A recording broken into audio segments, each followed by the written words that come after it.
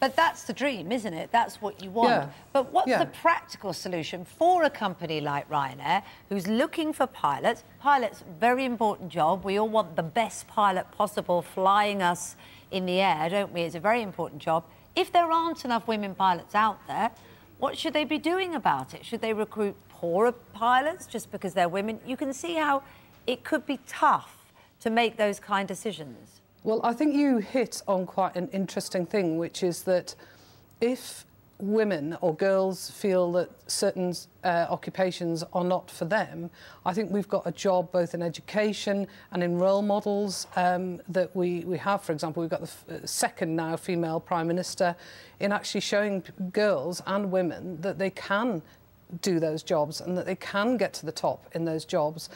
I don't think it's good enough to say that there's girl jobs and there's boy jobs, and you know, there can't be any encouragement for girls to actually do jobs that perhaps traditionally weren't for them. But what is the responsibility of government now? I mean, you know, it seems that all the spotlight is now being put on companies, which is fair enough to expose what is happening within companies. But as we had a guest on earlier, Sophie Walker from the Women's Equality Party, she was saying, look, you've got to put these companies, in a sense, now could turn the spotlight back on the government and say, right, will you provide better childcare, better government-funded childcare, so that then we can recruit more women?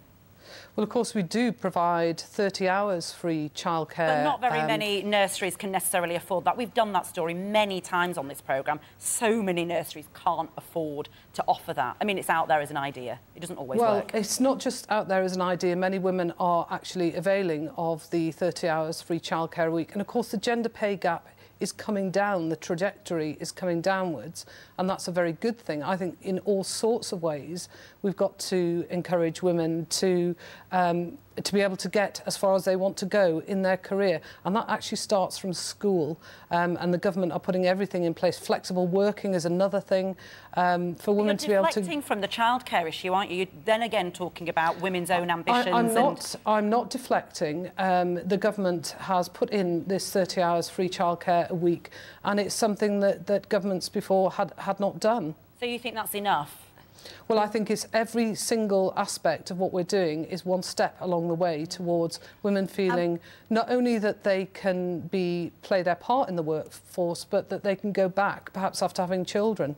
And what about if, as this is a gender issue, more support for men to be the carers? Not everyone's job is suitable for nursery care or even for childcare. What about if they want to split it and men are more part-time? Would government support companies in doing that? Well, people now can request for flexible working, and we want to see a society in which people can work flexibly. Women can go back to work and have their childcare paid for. And also, when a woman has a child, the shared parental leave can enable both parents to actually partake in what is a very happy time in their life. Well, I mean, it's obviously a day that focuses minds, you know, for companies and all of us, really. Thank you very much for joining us, Baroness Williams. Thank you. It's interesting, if you're a woman getting ready for work this morning, what your mindset